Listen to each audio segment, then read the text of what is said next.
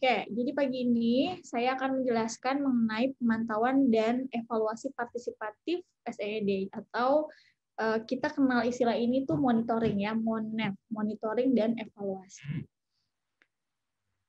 Ini capaian pembelajarannya ya, seperti biasa sebelum menjelaskan materi hari ini, saya akan membacakan dulu nih ya capaian pembelajarannya apa. Jadi teman-teman tuh kalau misalkan menjelang ujian suka nanya, kisi-kisinya apa ya, Pak, Bu, gitu ya kalau ujian. Sebenarnya kalau kisi-kisi itu tuh sebenarnya dari capaian pembelajaran, teman-teman. Ya, jadi kita dosen tuh nggak mungkin bikin soal itu keluar dari konteks yang kita ajarin. Jadi sebenarnya kalau mau lihat kayak apa kisi-kisi, lihatnya dari CP ya.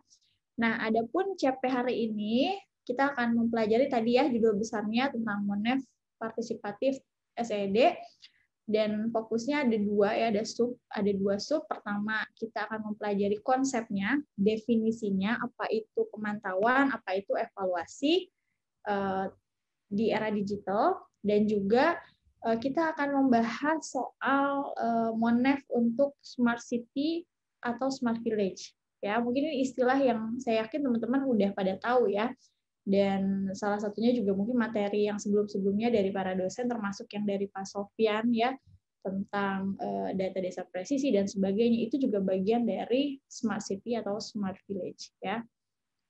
Oke, pertama tadi yang saya sudah tanyakan di awal ya teman-teman, kenapa sih perlu ada MONEV gitu ya? Kenapa program pembangunan itu harus kita pantau dan harus dievaluasi, termasuk dalam konteks SED. Nah, saya menggunakan istilah di sini ada namanya ICT 4D.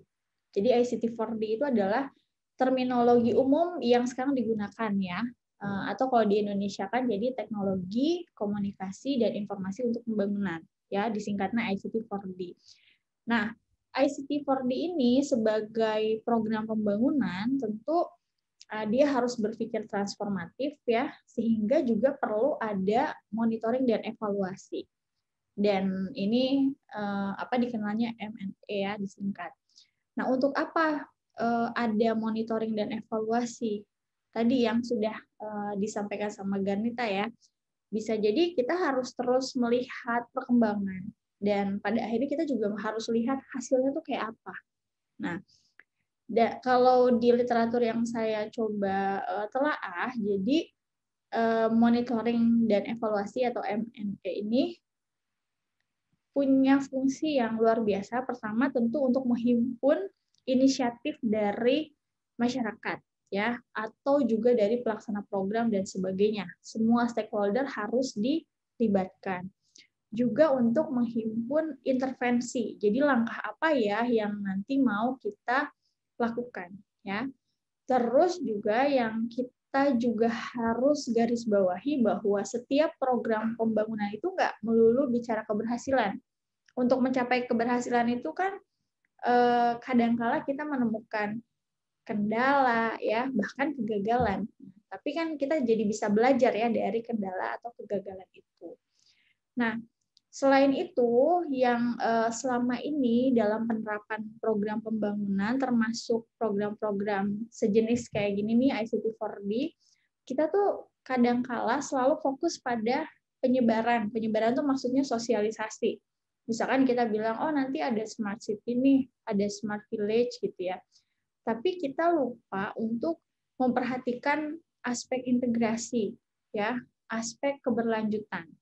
Jadi kita hanya memperkenalkan ke masyarakat tuh program-programnya aja gitu. Padahal yang paling penting kan adalah penggunaan dan kebermanfaatannya dan keberlanjutannya gitu. Makanya perlu ada monitoring dan evaluasi. Nah, yang juga perlu kita garis bawahi juga adalah bahwa yang penting dalam merancang dan menerapkan program pembangunan ya yang tentu berbasis digital atau ICT 4D ini, kita harus melakukan semua langkah atau intervensi ini dengan membuat perhitungan yang clear ya, perhitungan potensi atau peluang-peluang apa yang mungkin atau perubahan apa yang mungkin akan terjadi. Jadi semua itu harus direncanakan. Ya, kalau teman-teman pernah belajar Daskombang, kita pernah jelaskan juga apa arti komunikasi pembangunan, apa arti kata pembangunan ya. Pembangunan kan berarti perubahan ke arah yang lebih baik. Jadi bukan sekedar berubah, tapi harus ke arah yang lebih baik dan berkelanjutan ya. Nah, sekarang kita mulai mempelajari konsepnya, pengertiannya, apa itu pemantauan atau kita kenalnya dengan monitoring ya. Dan nanti kita juga akan membahas apa itu evaluasi. Nah, ini dari literatur yang saya coba kutip ya, ini dari The Organization for Economic Cooperation and Development ya, tahun 2002. Jadi yang namanya pemantauan atau monitoring itu adalah fungsi berkelanjutan. Tadi ya, kita sudah sepakat bahwa pemantauan itu kan untuk melihat, untuk mengawal ya. Ini kegiatannya masih on the right track atau enggak ya gitu. Kalau misalkan ternyata ada masalah, ya kita cepat-cepat tangani gitu. Jangan dulu nunggu sampai selesai gitu ya. Artinya ada masalah kita biarin nggak seperti itu ya. Nah, ini seperti apa monitoring ya dengan menggunakan pengumpulan data sistematis ya tentang indikator. Jadi harus jelas ada indikatornya gitu ya. Dan ini digunakan oleh bisa dikatakan pengelola atau manajemen atau pemangku kepentingan untuk melakukan intervensi pembangunan yang sedang berlangsung.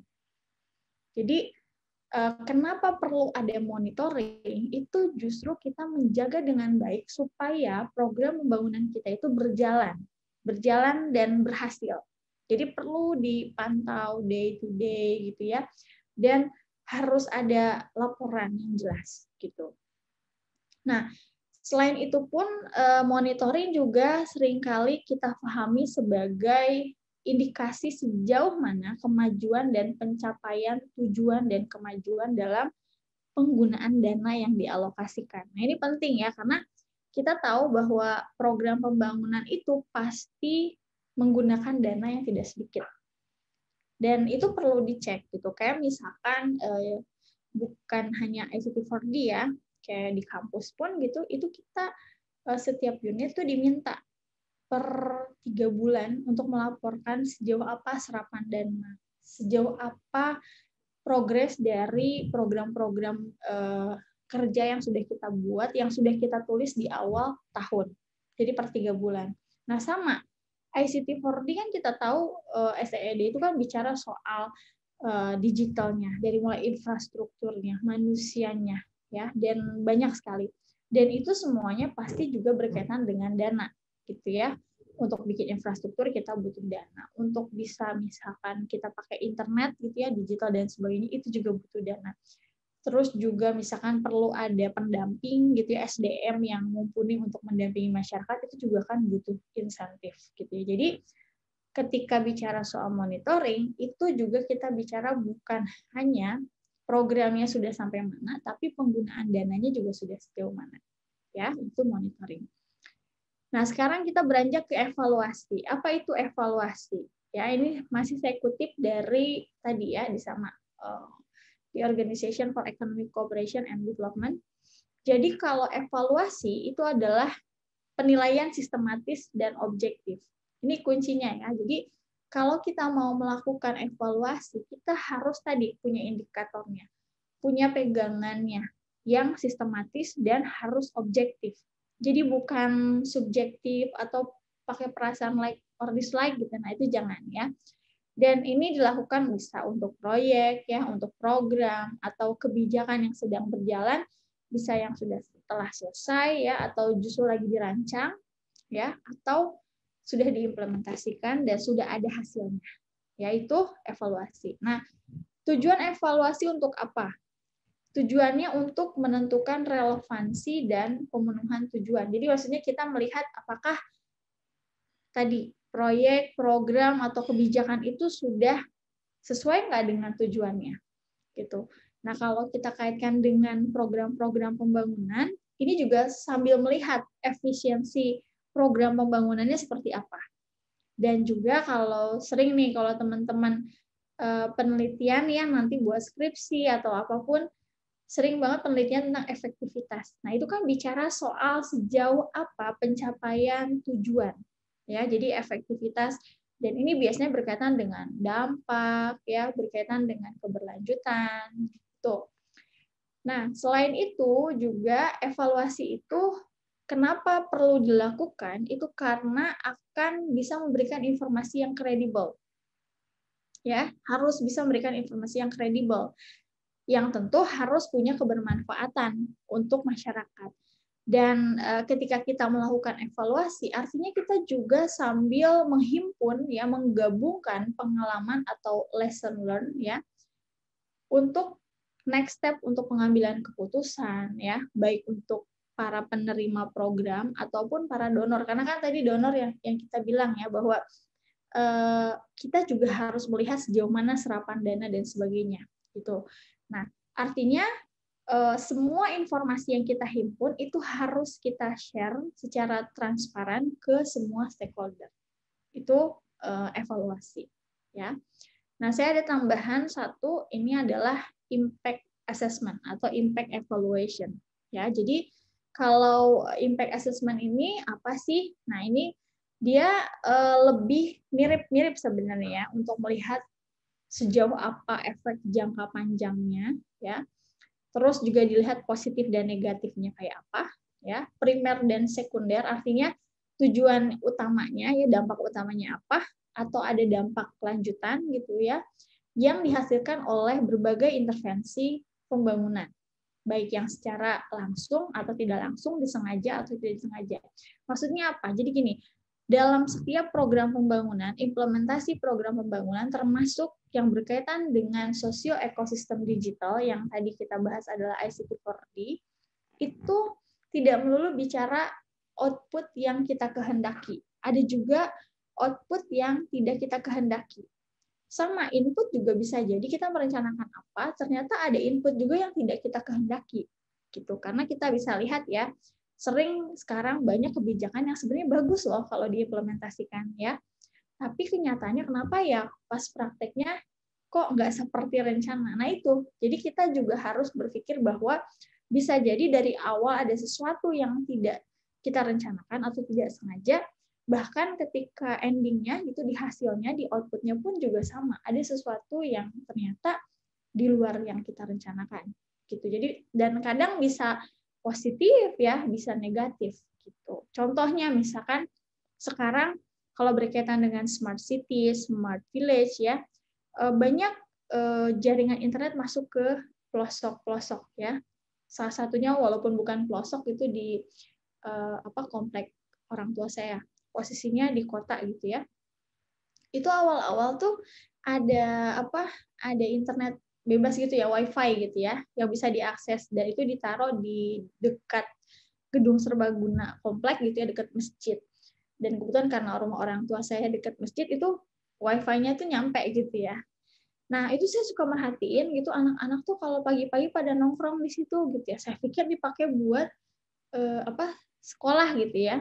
Ternyata dipakai buat main game gitu. Dan belakangan beberapa bulan kemudian sekarang dimatiin wifi-nya. Karena ternyata nggak sesuai gitu kan. Kalau kita bicara efek, ternyata efeknya malah negatif dipakai buat main game gitu. Itu kan yang nggak diharapkan. Tadinya kan itu biar ada mereka mungkin bisa belajar bersama gitu ya tujuannya, ternyata enggak, mereka malah mabar ya kan, main bareng gitu. Nah itu salah satunya bahwa itu ada juga efek-efek yang negatif yang enggak diharapkan. Berarti kan enggak nunggu sampai selesai itu program wifi masuk komplek misalkan, akhirnya diputusin gitu, enggak lagi gitu, karena ngelihat dari hasilnya ternyata bukan dipakai buat belajar tapi dipakai buat main seperti itu. Oke, sampai sini ada yang mau ditanyain dulu nggak? Supaya gantian. Ya, nanti kalau saya ngomong aja nanti ngantuk lagi teman-teman. Ada yang mau ditanyakan dulu? Kita masih baru bicara soal konsep ya, apa itu monitoring pemantauan, apa itu evaluasi. Silakan, ada yang mau ditanyakan? Silakan. Ada yang mau ditanyakan, teman-teman? Bisa difahami? Kalau bisa dipahami, boleh kasih reaction ya. Iya. Masih bisa dipahami? Oke. Oke, kalau masih aman ya. Mudah-mudahan nggak ini ya, teman-teman nggak sampai ngantuk ya. Oke, oke, Garnita ada pertanyaan. Oke, Bu, apakah evaluasi itu berarti bisa dari awal atau selalu di akhir? Oke, ini pertanyaan dari Garnita. Singkatnya, nanti detailnya akan saya jelasin ya. Sebenarnya bisa, gitu. Karena memang ketika kita melakukan monitoring pun, sebenarnya kita lagi evaluasi juga, evaluasi berjalan gitu. Jadi sebenarnya bisa nanti ada di 10 prinsip yang saya akan coba jelaskan. Jadi bisa dari awal gitu. Gimana Garnita? Baik, Bu. Terima kasih. Ya, sama-sama. Oke, ada lagi kalau ada yang mau bertanya silahkan ya, tulis di kolom chat boleh nanti biar kita lebih interaktif aja gitu ya, supaya lebih nyaman gitu karena kebayang sih kuliah kayak gini jenuh, jangankan buat mahasiswa, buat kami sebagai dosen juga lumayan bikin pusing juga nih kalau cuma online-online gini. Oke, kalau belum ada pertanyaan lagi saya lanjutkan ya. Kita lanjutkan. Nih, tadi sampai sini ya. Oke, nah sekarang saya mau menjelaskan ada beberapa istilah ya, setidaknya bentar ya, ada 3, 4, 5, 6, 7, 8, 9, 10 ya. Oke, satu-satu ya. Jadi kalau kita bicara soal istilah-istilah monitoring dan evaluasi untuk ICT 4D ya, itu ada beberapa istilah tambahan yang biasa digunakan khususnya untuk konteks evaluasi. Ini nyambung juga tadi dengan pertanyaannya Garnita ya. Yang pertama adalah evaluasi ex ante. Jadi ini adalah evaluasi yang dilakukan sebelum implementasi intervensi. Jadi sebenarnya bisa dilakukan dari awal. Contohnya adalah studi baseline. Jadi misalkan sebelum kita mulai program, kita ngumpulin dulu nih data-data gitu ya. Atau sering juga kan program pembangunan yang sebelumnya sudah pernah dilakukan ya. Jadi studi baseline kita lihat dari sana kayak apa ya. Dan kita belajar gitu. Oh, dulu gagalnya gimana gitu ya. Jadi studi-studi baseline itu biasanya namanya evaluasi ex ante ya. Kalau yang kedua adalah evaluasi ex post. Artinya kalau ex post berarti kan post ya, post test gitu kan. Ini kalau sudah intervensinya selesai. Jadi udah selesai, terus kita evaluasi dan dari sini kita juga sebenarnya belajar untuk melihat faktor dan penyebab kalau berhasil kenapa, kalau gagal kenapa. Tadi kalau teman-teman masih ingat ketika bahas soal definisi evaluasi, itu juga kan kita bicara soal kita belajar dari pengalaman atau lesson learn ya. Jadi kita bisa lihat kenapa yang ini bisa berhasil, kenapa yang ini gagal. Nah, dari situ nanti bisa dievaluasi. Yang ketiga itu adalah evaluasi formatif. Apa itu? Jadi evaluasi yang dilakukannya itu selama tahap implementasi intervensi. Dia mirip sama monitoring. Jadi dia mengawal gitu ya, dari awal sampai akhir dilihat. Dan tadi misalkan ini setahun.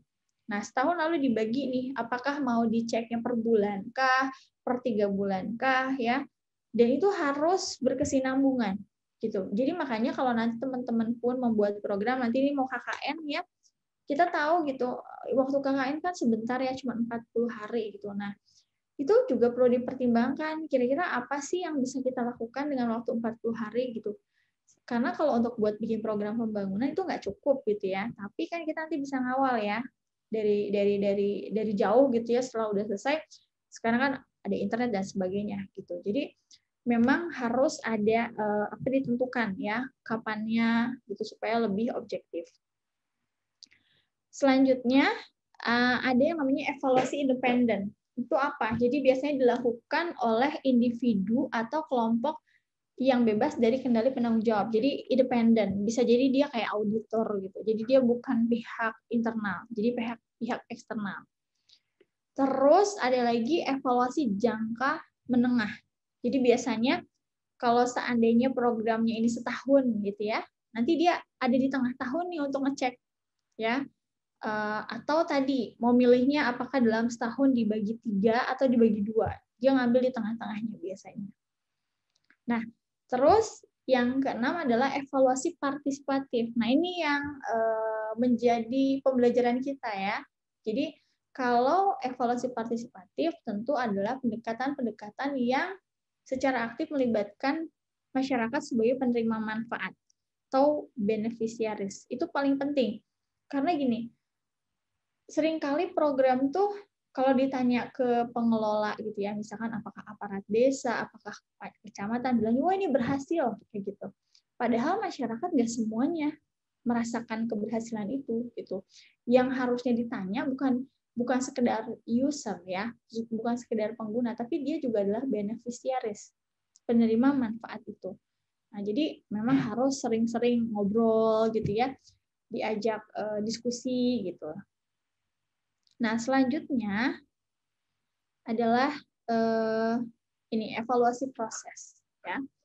Evaluasi proses berarti ini evaluasi yang menyeluruh ya, dinamika internal organisasi dari mulai pelaksananya, alatnya, kebijakannya, pendekatannya, praktek pengelolaan yang digunakan dan keterkaitan keseluruhnya.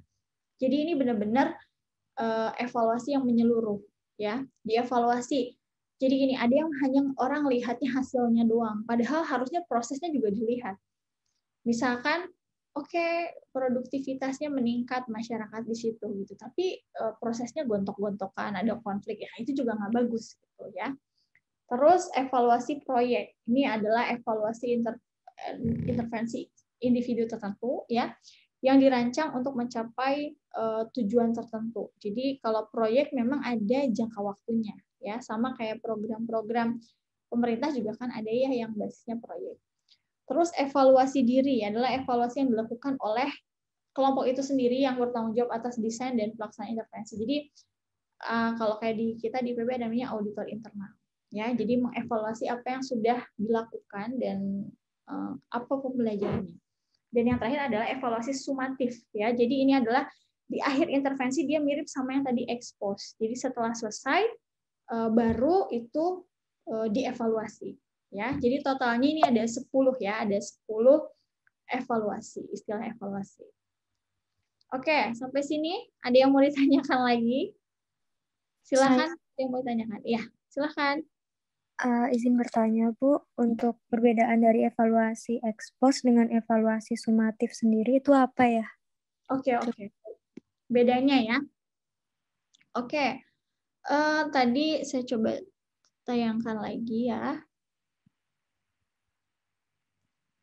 Kita lihat sebentar. Bedanya ya, evaluasi sumatif sama expose. Tadi kalau expose itu, dia memang setelah intervensinya selesai, bisa jadi kalau expose itu, dia hanya melihat hasil akhirnya saja. Ya. Tetapi kalau evaluasi sumatif dia sebenarnya mirip sama evaluasi proses yang menyeluruh kayak kita dulu ujian namanya ujian sumatif ya, berarti summary dari semuanya gitu ya. Dilihat dari awal sampai akhir gitu. Nah, kalau expose mungkin dia hanya fokus pada hasil akhirnya aja. Nah, tapi kalau sumatif dia mirip lah sama si proses walaupun proses jauh lebih kompleks ya, dia sampai detail kayak apa misalkan SDM-nya, organisasi yang melaksanakannya, alat-alatnya masih ada apa enggak, kebijakannya kayak apa, lebih kompleks. Tapi kalau evaluasi sumatif ya karena dia sifatnya di akhir ya, di akhir, maka dia melihat hasil akhirnya walaupun tentu kalau yang namanya evaluasi itu pasti kita juga akan melihat ke depan lagi gitu ya. Jadi memang evaluasi sumatif ini memang agak mirip sama si expose, agak mirip juga sama proses gitu. Tapi ya perbedaannya adalah kalau expose itu dia relatif hanya melihat hasil akhirnya, tapi kalau sumatif dia lebih menyeluruh. Seperti itu. Bagaimana? Tadi Anissa ya? Siapa yang... Terima kasih, Bu. Oh ya, oke, sama-sama. Silahkan, ada lagi yang mau bertanya? Oke, kalau belum ada pertanyaan, ada ya masih bisa dipahami ya? Saya lanjutkan lagi. Oke, nah ya. Jadi kalau ini reaction aja ya, supaya saya tahu ini ngerti apa enggak ya. Saya takutnya saya kecepatan. Oke, sekarang kita beranjak ke capaian pembelajaran kita yang kedua ya.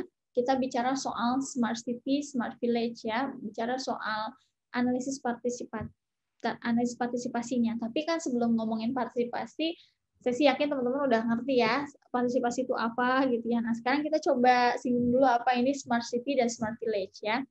Jadi sebenarnya smart city atau smart village itu sebenarnya konsep yang sama gitu ya, cuman beda tempatnya aja. Yang satu di kota, yang satu di desa. Jadi sederhananya itu ya, jadi jangan bingung. Nah, kalau definisi smart city sendiri ini yang saya coba elaborasi dari beberapa literatur. Jadi intinya adalah ini pengembangan konsep ya dan implementasi teknologi yang coba diterapkan pada suatu daerah. Tentu kalau ngomongnya smart city ya berarti di kota, kalau ngomongnya smart village berarti di desa gitu. Dan ini adalah sebagai interaksi yang kompleks ya antara berbagai sistem yang ada di dalamnya. Dan ini membutuhkan kolaborasi.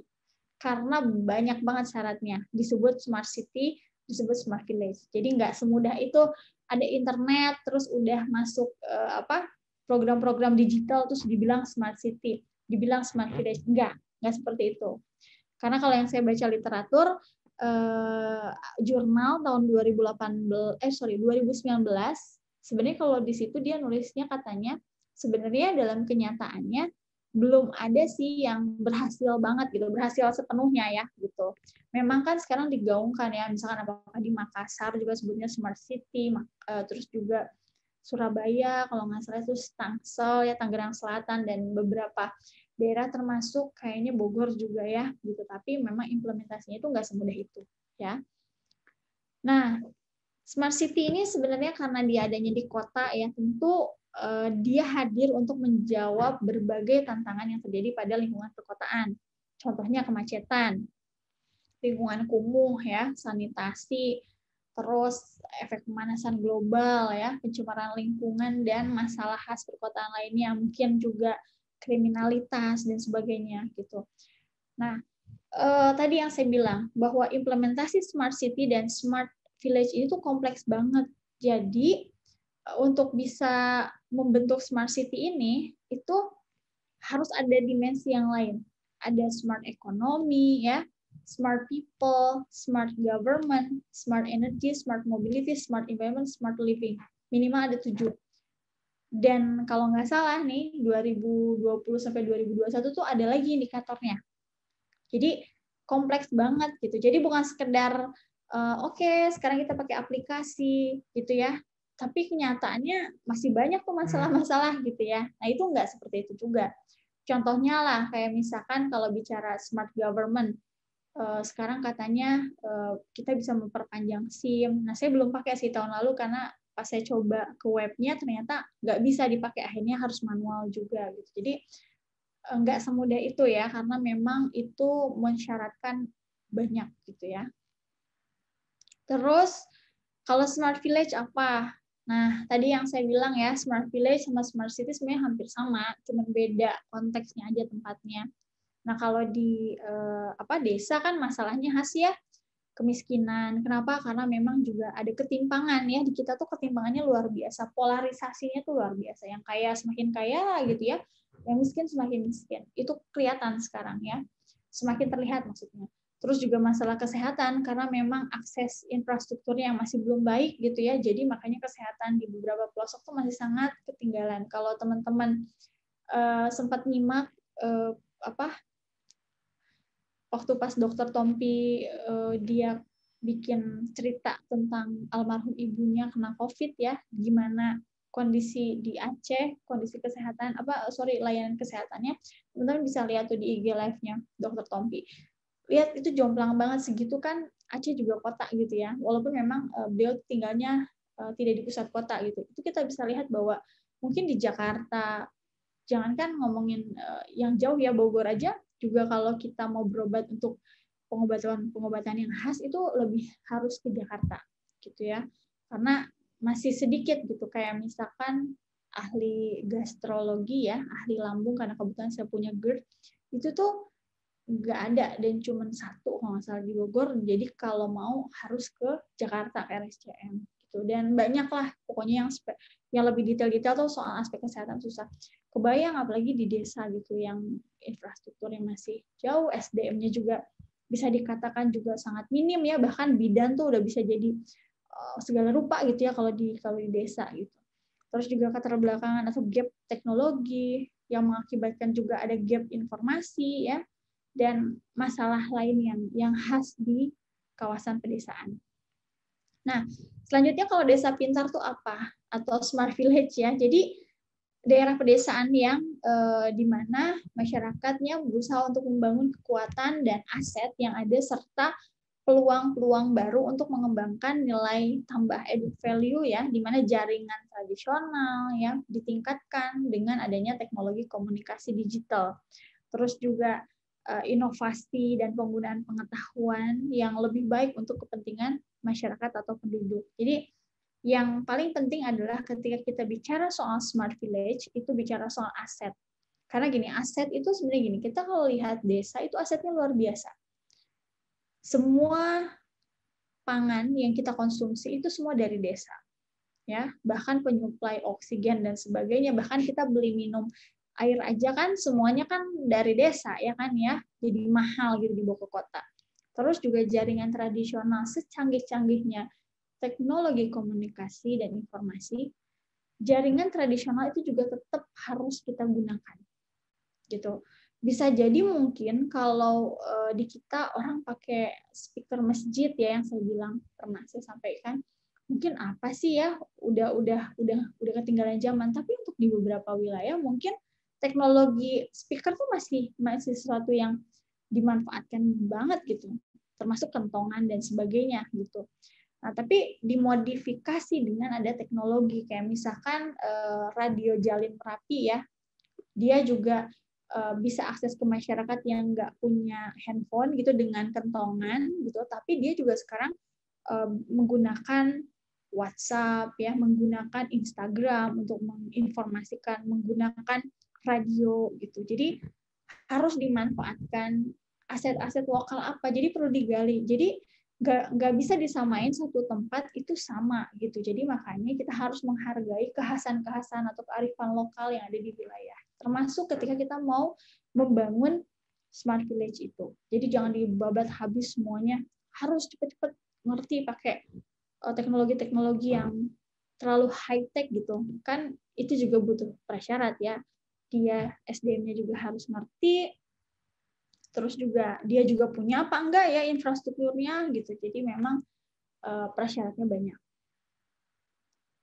Nah, lebih lanjut kalau kita bicara soal smart village ya, jadi sebuah desa pintar yaitu harus mampu memberikan pelayanan kepada masyarakat secara efektif dan efisien. Ya, efektif itu berarti mencapai tujuan, dan efisien itu artinya nggak bertele-tele gitu. Nah, tapi kan sekarang teman-teman cobalah merefleksikan apa yang ada di kenyataan di lingkungan terdekat. Bener nggak sih udah efisien dan efektif gitu? Efektif iya, kayak kita bikin KTP jadi, tapi efisien nggak sih pembuatannya? Itu kan masih diskusi yang ramai ya. Ada yang mudah gitu ya, ada yang juga beberapa wilayah masih ada kesulitan gitu. Bahkan kita juga lihatlah di berita ada juga ya penyimpangan-penyimpangan gitu ya. Dan yang kita nggak boleh lupakan, semua upaya itu harus dengan menggunakan pendekatan partisipatif gitu. Nah, kalau pelayanan kepada masyarakat itu mencakup apa aja, dari mulai pelayanan air bersih ya, pendidikan dasar, tempat tinggal yang layak, terus ada akses untuk sarana komunikasi dan transportasi yang terjangkau. Jadi jangan sampai ada tapi mahal, itu juga sama aja gitu ya. Misalkan ada sih alat transportasinya, misalkan kayak sekarang kalau yang akses susah tuh pakai ojek gitu, tapi mahal gitu. Apa biayanya ya sama aja, itu juga tidak bisa memberikan pelayanan yang optimal ke masyarakat gitu ya. Terus juga lapangan pekerjaan, ini juga penting supaya apa? Supaya nggak timpang pembangunan kita gitu. Orang tuh pada datang ke kota karena kue-kue pembangunan adanya di kota gitu. Coba kalau ada harapan di desa, pasti orang juga nggak akan mau pergi ke kota gitu. Ya mudah-mudahan sih pandemi ini memberikan pelajaran ya, bahwa ternyata kita tuh butuhnya makan gitu, dan semua makan penyedianya adanya di desa gitu. Dan karena kita bicara soal desa, desa itu komoditas utamanya adalah pertanian, maka ini juga bicara soal penjualan hasil pertanian. Karena kalau teman-teman nanti ya pas KKN atau mungkin juga mungkin keluarga juga adalah petani gitu, itu kan rata-rata permasalahannya di aspek pemasaran. Karena memang ini bicaranya soal jaringan gitu, karena jaringan petani di desa terbatas, makanya jualannya ya saudaranya, ke tetangganya, jadi terbatas gitu. Nah, selain itu juga adanya smart village ini diharapkan bisa membuat sebuah ekosistem kawasan pedesaan yang smart, ya, yang mampu memadukan dengan teknologi atau digital ecosystem, atau di mata kuliah kita ini adalah sosio ekosistem digital. Jadi membangun sosio ekosistem digital yang lengkap, yang sehat. Yang sehat tuh maksudnya gini. Seringkali kalau kita bicara soal teknologi, kita masih selalu sibuknya sama infrastruktur. Jadi ketika udah punya laptop, ada internet masuk, udah dianggap udah smart gitu ya, udah dianggap sudah digital. Padahal enggak, kalau belum dimanfaatkan, dipakai tapi buat sesuatu yang nggak ada manfaatnya, itu juga belum gitu. Jadi tidak semudah itu mengatakan sudah digital atau sudah settle nih digital ekosistemnya. Nah, tadi kalau kita bicara soal desa gitu kan, pasti tidak jauh dari pertanian. Karena memang di pedoman umum juga ya, ketika bicara kawasan perdesaan itu sangat berkaitan dengan pertanian. Gitu. Jadi makanya yang perlu kita pikirkan bersama-sama itu perlu ada upaya bagaimana membuat sebuah pertanian di lingkungan pedesaan yang smart tadi ya, efektif dan efisien. Terus juga gimana caranya membuat mobilitas yang terhubung antara kawasan desa dan kota. Karena gini, desa sama kota ini dua entitas yang nggak bisa dipisahkan. Karena sama-sama saling membutuhkan. Orang desa memproduksi pangan. Kalau nggak ada yang beli, ya nggak jadi apa-apa juga. Orang kota punya uang tapi nggak bisa makan. Misalkan nggak bisa supply dari desa gitu. Nah, ya sama aja. Jadi saling membutuhkan. Ya, saling simbiosis mutualisme gitu. Dan juga goals-nya adalah tentu menciptakan sebuah energi yang bagus gitu ya, energi yang besar untuk kawasan pedesaan dan perkotaan. Kayak jangan jauh-jauh, contoh paling konkret adalah Bogor. Bogor itu kan ada yang kota, ada yang desa. Nah, itu kan membutuhkan sinergi dan integrasi. Kayak misalkan kita kalau di Dramaga masuknya kabupaten. Kalau yang kampus di Bogor itu masuknya kota. Ya. Lalu kawasan desa lingkar kampus yang kita bina itu ada yang desa, ada yang sudah kota. Nah, ini nggak bisa dipisahkan. Oke, desanya aja yang diperhatiin, kotanya enggak. Harus kedua-duanya, harus terintegrasi. Karena ketika desa maju, maka dia akan support kota. Sebaliknya, kota juga kalau maju, dia juga harus support desa. Seperti itu. Itu idealnya. Jadi, nggak ada mana yang lebih hebat. Gitu. Nah, tadi yang saya bicara di sini soal digital ecosystem. Ya, kita bisa lihat bahwa ini tuh kompleks kalau bicara soal ekosistem digital ya. Mungkin Pak Lala, ya, Pak Puji, Pak Juara, Pak Sofyan, ya, Bu Rina sama Bu Vera sudah menjelaskan ya banyak hal. Saya hanya mengingatkan saja kembali gitu bahwa ketika kita bicara soal ekosistem digital, ini bicara sesuatu yang sangat kompleks yang ini melibatkan banyak stakeholder. Dan itu butuh bekerjanya tuh secara sistem. Makanya namanya ekosistem. Karena kalau kita bicaranya sistem, itu ada sistematikanya, ada pembagian tugasnya, ya. Dan kalau satu nggak jalan, itu kan berpengaruh sama yang lain, gitu. Kayak badan kita lah, ini kan sistem ya. Kalau ada yang sakit satu, itu kerasa semuanya. Misalkan apa lambungnya yang bermasalah, itu kan kerasa semuanya. Sama, ketika menciptakan ekosistem digital, ini semuanya harus jalannya sama. Dari mulai masyarakatnya ya, dari mulai society-nya. Dimana kita bisa lihat ya dari mulai urusan pengembangan ilmu misalkan ya. Terus ada layanan digitalnya, ya ini macam-macam termasuk komunikasi, ya, terus juga termasuk governance, termasuk health and social care, ya tentang pelayanan kesehatan. Karena bagaimana kan juga ini berkaitan tadi kan ya soal smart governance, smart living, ya itu kan berkaitannya ke sini. Terus juga secara teknis juga, ya technical platform. Gimana harus ada connecting ya dan sebagainya. Terus juga infrastrukturnya, ya ada wireless broadband dan sebagainya. Kan jadi kebayang ada infrastrukturnya misalkan ya. Tapi ininya nggak support, yang nggak jalan juga. Atau masyarakatnya ada tapi nggak ada infrastrukturnya, nggak bisa juga. Atau masyarakatnya ada, infrastrukturnya ada, digital service-nya tapi nggak ada technical platformnya, nggak jalan juga. Apalagi kalau kita juga bicara soal organisasinya, pengorganisasian ekosistemnya, ya, yang paling juga masih lemah di kita adalah soal rumusan roadmap. Kita tuh sibuk sama dana gitu, tapi kadang-kadang roadmap-nya belum dibuat. Nah itu kan bahaya ya. Kita nggak bisa punya dana semaunya kita aja gitu untuk ini buat ini nggak bisa. Harus ada roadmap, peta jalan gitu. Bulan ini, tahun ini mau ngapain, ya? Untuk bisa mau ngapain, syaratnya apa, gitu. Itu roadmap tuh penting banget.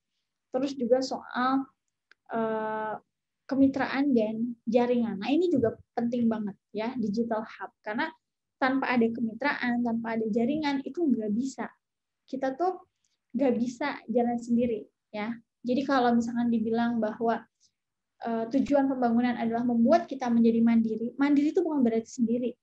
Mandiri itu interdependensi. Kita juga membutuhkan pihak lain, butuh kolaborasi. Ya sekarang kan, lihat aja teman-teman kalau suka nonton YouTube gitu, sering orang collab. Kenapa collab? Karena powernya lebih banyak, menghimpunnya lebih banyak. Followers si A mau followers si B gabung jadi nontonnya lebih banyak. Nah itu contoh sederhananya. Jadi untuk membentuk ekosistem digital, sosio ekosistem digital itu luar biasa. Jadi makanya semuanya ini harus jalannya bersama-sama. Ini semuanya nih, ini harus tidak ada yang lebih penting, tidak ada yang mana dulu ya, enggak. Ini harus jalannya tuh serempak gitu. Kalau mau benar-benar membentuk ekosistem digital yang ideal gitu. Dan memang ya effortnya memang juga luar biasa ya. Ini bukan sesuatu sesuatu yang instan, itu enggak bukan. Jadi memang butuh proses, butuh waktu, butuh dana gitu ya. Tadi butuh bisnis model, butuh roadmap yang jelas gitu. Jadi kalau kita mau pergi kemana itu kan direncanain ya. Bawa baju berapa, rutenya lewat mana, bawa uang berapa, kira-kira berapa hari. Itu aja dipikirin. Gimana lagi program pembangunan yang berkaitan dengan digital yang tentu membutuhkan banyak dana dan pasti tujuannya tuh harus jelas kayak gitu. Nah,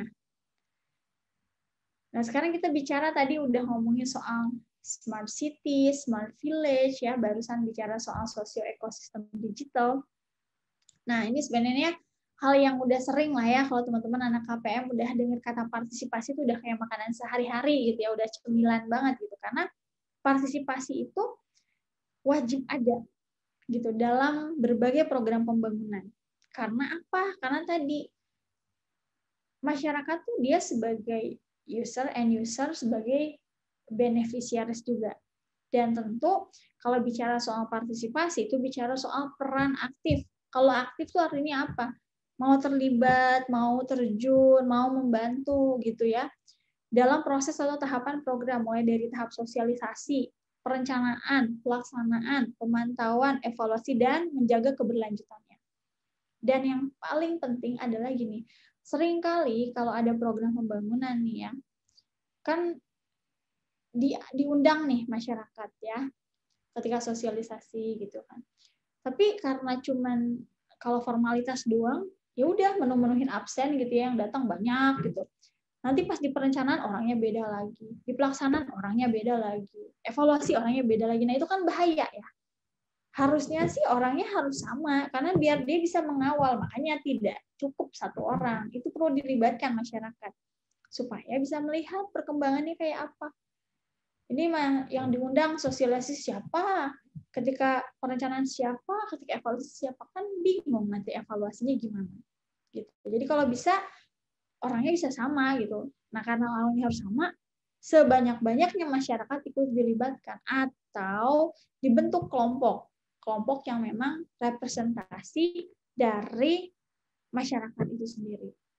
Nah, kalau bicara partisipasi ya, teman-teman juga udah sering ya dengar apa kemauan, kesempatan ya, kemampuan juga. Nah, itu kan bisa kalau bicara kemampuan bisa tenaga, pikiran atau material gitu. Apalagi kalau kayak sekarang bicara soal digital gitu ya, bisa jadi mungkin anak-anak muda sekarang kita belum bisa nyumbang uang gitu atau belum nyumbang materi, tapi kan kita bisa ngasih pikiran ya, pengalaman kita, pengetahuan kita, tenaga untuk mendampingi aparat-aparat desa ya, pamong-pamong desa untuk bisa menggunakan laptop misalkan atau pakai handphone untuk hal-hal yang sederhana gitu, yang kadang buat kita itu mah biasa aja, tapi buat orang lain belum tentu loh.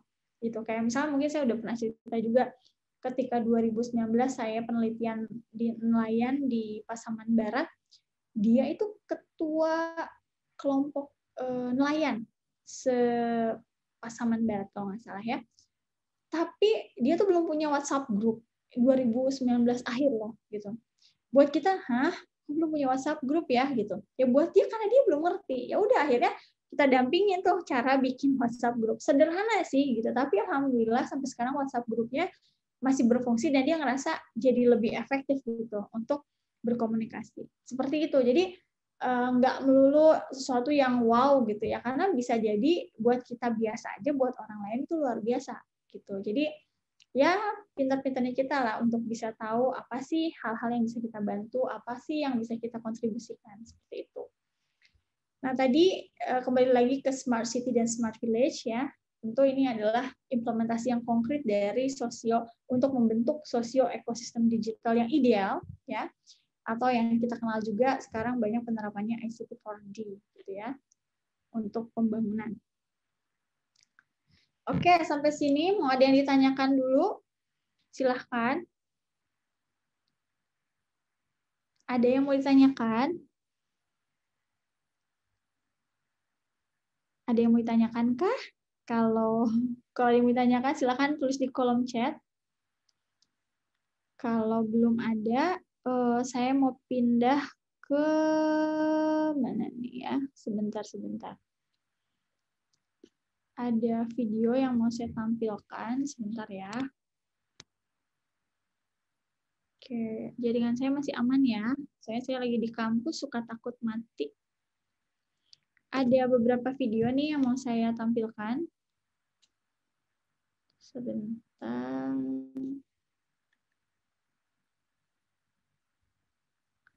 Nanti tolong kasih tahu ya suaranya keluar atau enggak ya.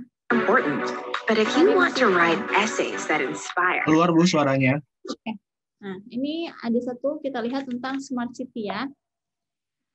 Silakan teman-teman. Jelas ya suaranya.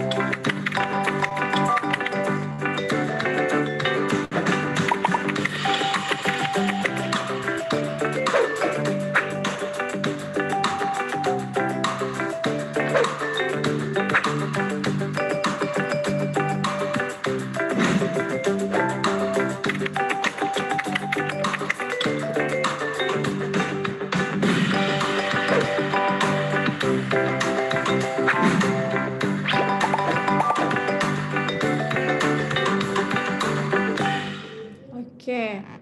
Sudah 6 gua aku telusuri. Akhirnya kutemukan hanya 66.000 di Lazada 66. Oke, itu tadi soal smart city ya. Nah, sekarang ada yang kedua. Bentar ya, saya coba cek dulu takutnya salah. Nah, ini sekarang smart village. Sebentar, saya share lagi satu lagi. Jadi tadi ya teman-teman, yang paling saya ingat tuh kata-katanya adalah kota yang bukan banyak aplikasi tapi harus banyak solusi. Nah, itu ya. Jadi keliru kalau kita ngira kalau di handphone kita juga banyak aplikasi, kita udah smart banget, tapi percuma kalau nggak dipakai mah ya gitu. Nah, sekarang satu lagi adalah soal smart village ya. Sebentar saya coba share lagi, mudah-mudahan jaringannya oke. Sebentar. Keluar suaranya? Gambarnya udah jelas? Ada, teman-teman? Jelas, Ibu. Keluar, Bu. Oke. Wabah COVID-19 yang sedang melanda Indonesia tidak hanya berimbas pada kesehatan masyarakat, namun juga pada perekonomian Indonesia. Banyak usaha yang merasakan dampaknya di kota maupun di desa.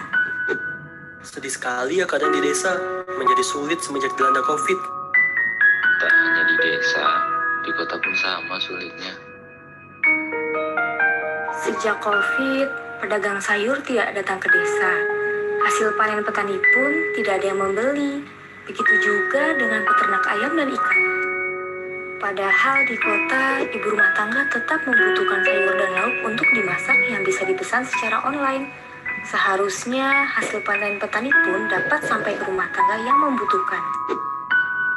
Tak hanya itu, masyarakat pun sulit mendapatkan pelayanan di kantor desa karena dikhawatirkan jika berkumpul dapat membahayakan kondisi kesehatan mereka. Padahal bank dan perkantoran di kota tetap bisa melayani pelanggan loh dengan menggunakan aplikasi ataupun video conference. Akibat wabah ini, aktivitas kerja terganggu, pendapatan menurun, musyawarah desa tidak terlaksana dengan baik, dan unit usaha tidak bertambah. Kondisi ini dapat mengganggu kestabilan badan usaha milik desa. Padahal, seharusnya badan usaha milik desa dapat menjadi wadah penyerapan tenaga kerja bagi masyarakat desa yang pulang kampung akibat terkena PHK di kota. Nah, itulah sebagian masalah pandemi yang berdampak bagi masyarakat, pelayanan desa, dan ekonomi warga.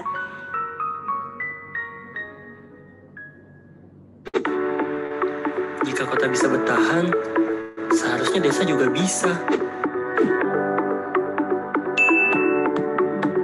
Banyak ahli yang mengatakan percepatan transformasi digital adalah kunci bertahan di era pandemi. Pandemi telah memaksa masyarakat untuk menggunakan teknologi digital dalam kegiatan sehari-hari. Dengan mengubah cara hidup, pelayanan dasar, dan proses bisnis, kegiatan tersebut bertransformasi menjadi serba digital. Jika kota bertransformasi menjadi smart city, desa pun bisa berkembang menjadi smart village. Tapi, bagaimana caranya? Smart village dibangun di atas infrastruktur digital, potensi masyarakat, dan potensi ekonomi desa di atas kekuatan desa sendiri. Infrastruktur digital menghubungkan masyarakat, pemerintah desa, serta pelaku usaha desa baik lokal maupun luar dengan berinteraksi secara online. Pemerintah desa dapat memberikan layanan pengurusan KTP, surat kelahiran, surat keterangan, penyaluran bantuan sosial, dan berbagai layanan dasar lainnya secara online. Pemerintah desa pun dapat terhubung dengan puskesmas, posyandu, dan portal desa untuk memantau kesehatan masyarakat selama pandemi melalui dashboard desa. Badan usaha milik desa dapat membantu warga desa yang berhenti bekerja dalam mencari potensi baru dengan melakukan pendampingan wirausaha secara online. Lalu, tersedia layanan jual beli online agar petani dapat membeli bidang itu yang kemudian dijual hasil panennya ke badan usaha milik desa.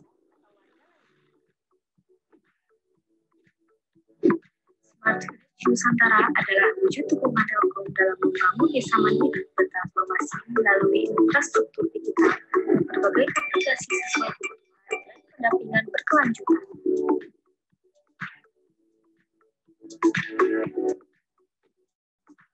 Smart Village Nusantara. Dari Telkom, selalu ada untuk Indonesia. Oke, teman-teman.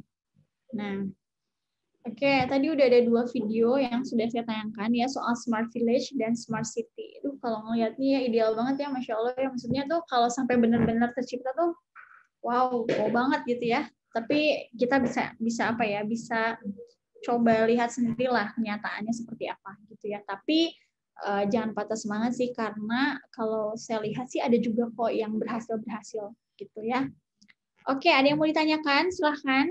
Setelah tadi melihat 2 video dan juga materi yang tadi saya sampaikan, nanti ada satu materi lagi, satu slide lagi yang akan saya coba jelaskan. Ada pertanyaan dari teman-teman? Silahkan. Atau mau sharing pengalaman? Silahkan. Atau saya coba tanya dulu. Coba siapa ya yang mau saya tanya? Coba. Faiza, ada Faiza. Faiza Ardi, Mas. Hadir, Faiza. Halo, Faiza. Apakah ada, Faiza?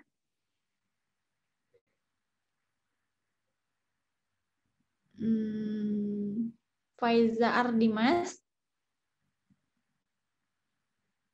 Teman-teman yang lain masih dengar suara saya nggak? Apa jaringan saya yang nggak stabil? Masih, Bu. Oke. Berarti Faiza nggak ada nih ya. Faiza nggak ada. Coba sekarang Muhammad Ilham. Ada Muhammad Ilham. Halo Muhammad Ilham. Adakah Muhammad Ilham? Ini saya lagi mempraktekkan monitoring ya. Monitoring dan evaluasi pembelajaran. Muhammad Ilham ada?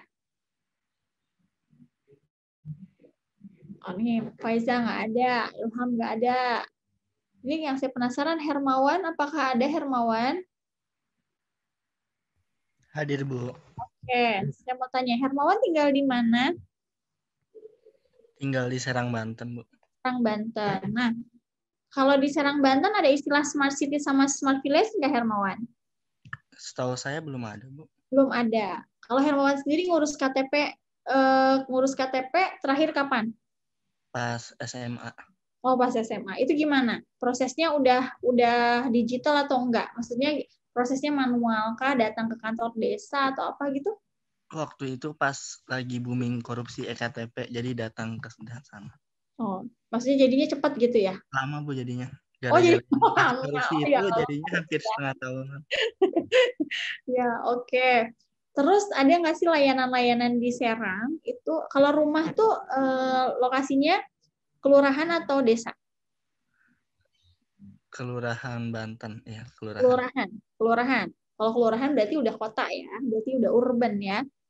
Ada nggak layanan-layanan dari pemerintah setempat yang udah pakai digital? Ada nggak, Hermawan? Paling itu sih, Bu, yang efek pandemi yang katanya SIM pembayaran pajak elektronik, terus SIM elektronik gitu digital. Okay. Udah dipakai? Hermawan udah pakai? Enggak, Bu. Belum. Oke. Ya, baik. Kemarin bayar pajak tetap langsung datang. Pajak tetap manual, datang langsung. Nah, berarti sama kayak saya. Kemarin saya tahun lalu Oktober kan persis habis SIM A, terus katanya kan udah bisa ya katanya. Terus saya buka webnya enggak, bisa-bisa juga. Saya kontak lewat medsos enggak, juga bisa. Jadi nggak tahu lah ya digitalnya di mana, saya juga masih bingung ya. Itu segitu Bogor ya, kota Bogor gitu. Nggak tahu katanya sih tahun ini udah ya, mudah-mudahan. Oke, satu lagi ya. Coba saya pengen tahu siapa ya. Dinintia Helenisa. Dinintia. Dini apa panggilannya Dini ya? Iya, Ibu. Oke. Dini tinggal di mana, Dini? Dini di Padang, Bu. Di Padang. Oke. Di Padangnya di mana? Termasuk kelurahan atau desa? Kelurahan nih, Bu. Oh, kelurahan berarti kota juga ya? Udah termasuk kota. Nah, di sana Dini ada aplikasi atau implementasi Smart City nggak?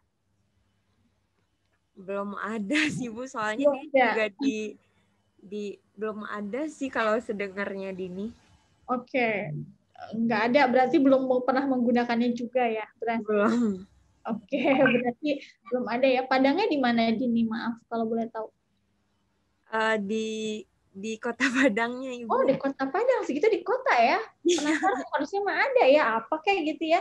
Apakah ngurusin pakai, ya sekarang serba ya, elektronik belum ada berarti ya? Tapi sekarang tuh katanya kalau mau bikin KTP baru udah bisa via online gitu, Bu, daftarnya, Bu.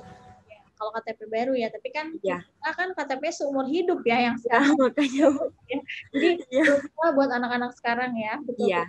Ya, terima kasih Dini ya. Juga KTP juga kan ya, iktp saya juga nggak tahu i-nya di mana ya, karena dikit-dikit fotokopi, dikit-dikit masukin nomor ya kan ya, jadi bingung elektroniknya di mana, itu juga tanda tanya ya. Oke. Baik, sekarang ada pertanyaan teman-teman, silakan kalau ada yang mau bertanya.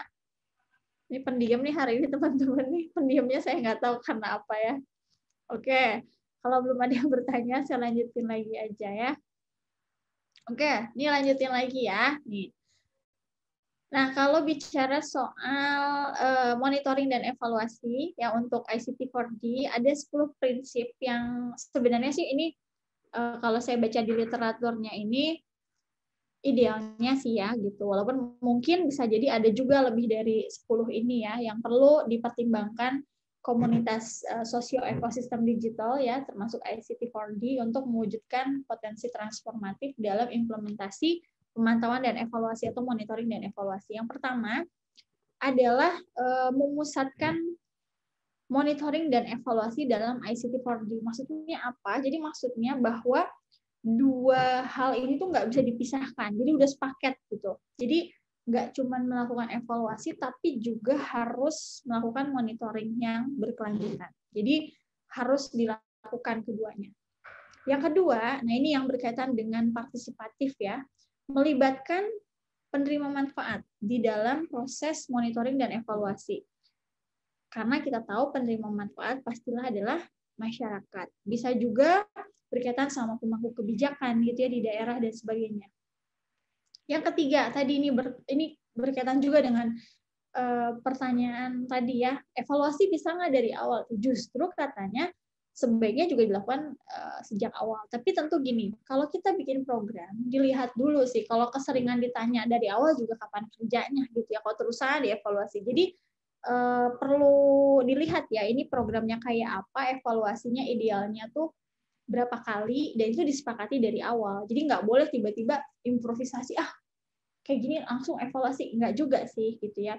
Kenapa perlu evaluasi sejak awal? Maksudnya bisa juga persiapannya dilihat apakah udah layak atau belum, gitu ya. Terus juga alatnya sudah ada atau belum. Karena kalau bisa dideteksi dari awal, kita jadi bisa melakukan atau membuat alternatif gitu ya. Jadi makanya kenapa perlu ada evaluasi sejak awal.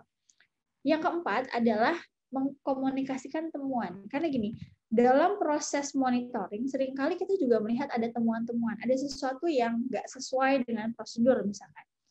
Atau ketika evaluasi apalagi ya menemukan berbagai catatan-catatan. Nah, semuanya itu harus dikomunikasikan.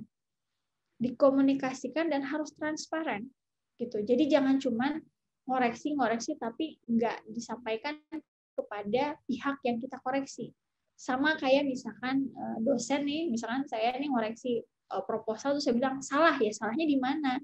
Harusnya nggak gini, nggak gininya gimana gitu ya. Jadi harus dikomunikasikan karena proses monitoring dan evaluasi tadi ya, proses juga kita menghimpun pengalaman kita ya, pembelajaran untuk bisa sama-sama lebih baik lagi gitu. Jadi perlu dikomunikasikan. Sama kayak sekarang penggunaan dana desa itu kan di baliho gitu ya, terus di share di web ya.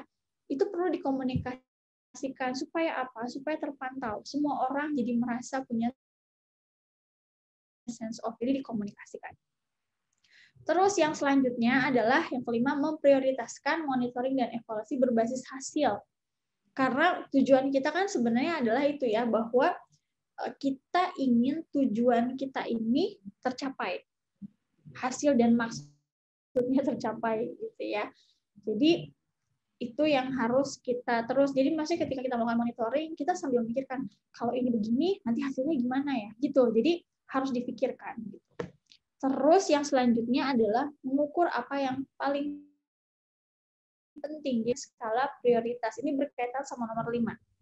Jadi kita membuat hal-hal itu jadi nomor 1 prioritas yang mana, kedua, ketiga, jadi diurutin.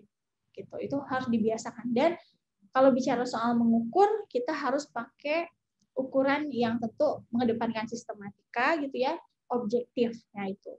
Terus yang selanjutnya adalah pemikiran evaluatif secara keseluruhan. Evaluatif di sini tuh untuk apa? Supaya kita bisa memberikan masukan yang konstruktif, supaya program atau juga implementasi monitoring sama evaluasinya berjalan sesuai dengan tujuan dan maksud hasil yang ingin kita capai. Terus yang selanjutnya adalah mengambil resiko. Jadi apa itu mengambil resiko?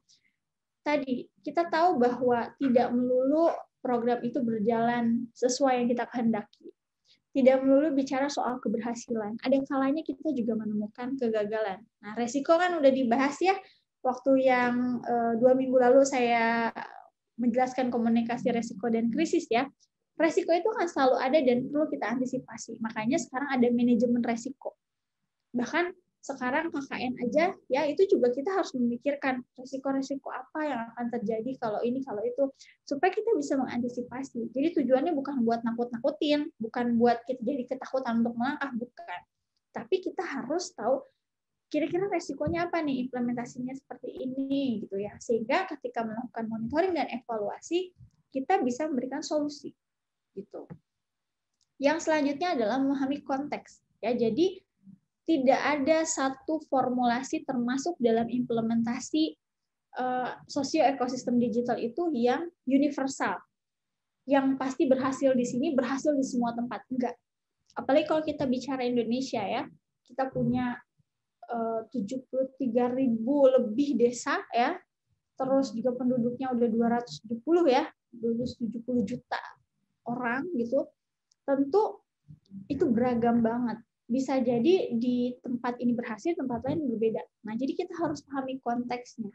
Jadi memang partisipatif itu memang perlu banget. Jadi bukan cuma jargon, bukan cuma tagline ya, tapi harus benar-benar diimplementasikan. Apalagi nanti teman-teman KKN ya, itu harus sering-sering lah ngobrol sama masyarakat, dan kalau bisa ngobrolnya jangan sama orang-orang yang itu aja gitu. Apalagi lingkaran kepala desa aja gitu ya, harus sering cari informasi ya, tapi tetap terpantau ya. Terus yang juga penting juga adalah yang terakhir adalah jangan mencari istilahnya magic bullet. Jadi apa ya, magic bullet itu istilahnya gini, kayak misalkan orang bilang bahwa misalkan komunikasi adalah obat untuk segala penyakit, enggak gitu. Maksudnya pasti setiap tahapan, setiap kendala itu atau setiap proses itu pasti khas karena tadi bicara soal konteks. Jadi jangan mencari magic bullet karena nggak ada sesuatu yang sekejap, nggak ada sesuatu yang instan. Apalagi dalam proses transformatif itu proses yang membutuhkan waktu gitu. Dan jangan mencoba-coba mencari jalan pintas. Jadi sebenarnya magic bullet itu kayak jalan pintas gitu ya. Yang kita pikir wah ini mah udahlah paling mujarab gitu. Nggak ada. Jadi nggak ada pola yang satu untuk semua, itu nggak ada. Gitu. Karena bagaimanapun kita harus menelisik lebih dalam kekhasan-kekhasan, potensi-potensi yang ada di masyarakat, termasuk ketika membangun sosio ekosistem. Gitu. Jadi kita harus kreatif, harus menghimpun beragam pandangan, beragam perspektif gitu ya.